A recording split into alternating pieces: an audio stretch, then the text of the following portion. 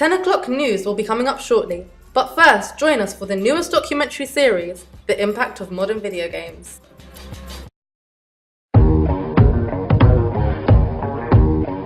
It's the 21st century, and technology now plays a huge role in our lives than ever before.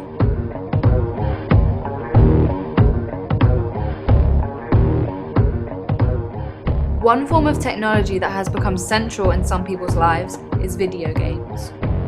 Video games first came about in 1958 when Willie Higginbotham invented his game Tennis for Two.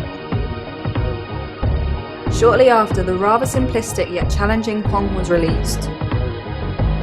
Pac-Man, commonly known for the birth of the arcade games, was introduced in 1980. Subsequently, Mario Bros. Was the starting point of the introduction of gaming levels. The advanced graphics in Mortal Kombat formed a more realistic and raw portrayal of violence. Later on, in 2004, Sims was released as an imitation of real life and increased player control. Shortly after, the game Angry Birds was available on mobile technology. As technology advances, people are now able to play video games on the go on a daily basis. The progression of video games led them to be incorporated into different genres, such as action games. For example, Call of Duty, roleplay games, adventure games, purpose games. So what effect does constant use of video games have on players? Games such as Flappy Birds are seen to provoke frustration that ultimately leads to aggression. It's the most irritating game ever because I can't get past like 2. Whereas, purpose games such as Wii Fit promotes a healthy lifestyle as players are able to participate in various activities such as yoga and aerobics. Are these effects becoming a problem or a solution for players?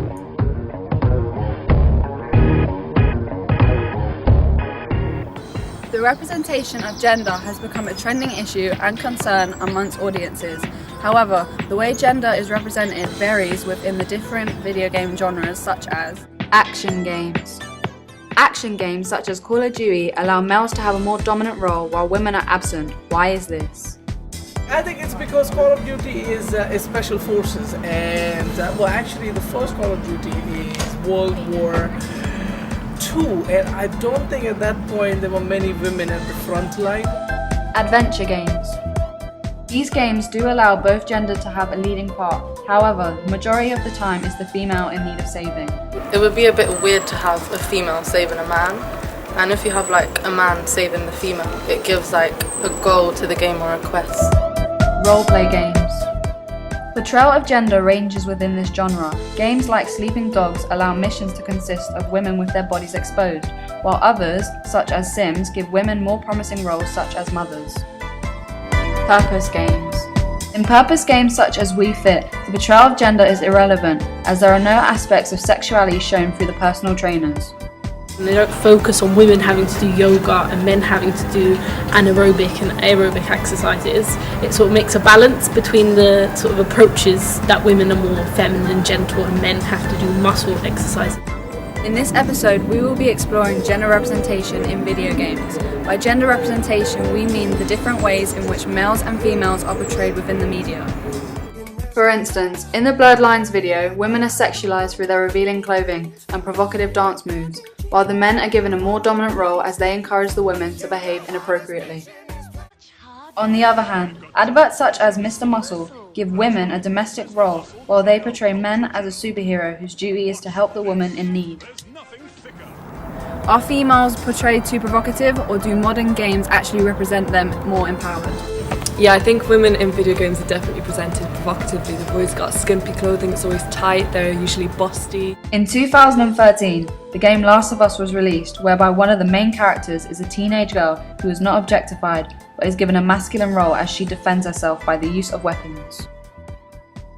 However, since 2008, the GTA series has been belittling women to sexual objects, such as prostitute. There's a strip club which really has nothing to do with the game. So women are just being established as these tools or things for entertainment. Nevertheless, the portrayal of females in Tomb Raider has got better, as in 1996 Lara Croft was presented in tight clothing, which caused controversy and led to the evolved version of her where she looks more like a heroine character.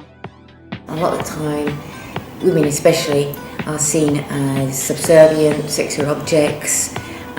Even when they are seen as action heroes, they're still curvy and dressed in a certain way.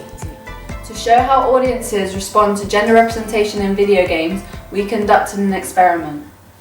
This is our first participant, Sharika, age 15. She'll be playing Call of Duty Ghosts.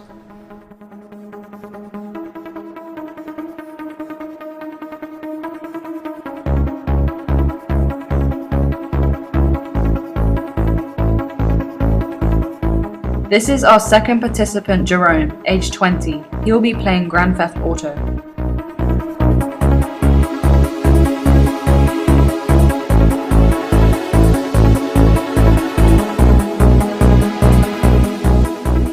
Well, on Call of Duty, like, the women's roles is pretty much exactly the same as the men's role. Because before, the women's role were non-existent. They weren't in any Call of Duty games. In GTA, women ain't really got a main role. Like, they're not the protagonist or even the antagonist. They're just tools for the player's amusement. Like, they're made to be stuff like strippers and prostitutes and just tools for the players to like run over and shoot and stuff like that. After the break, we will be continuing with the experiment and finding out how our third participant, Joe, responds to male representation.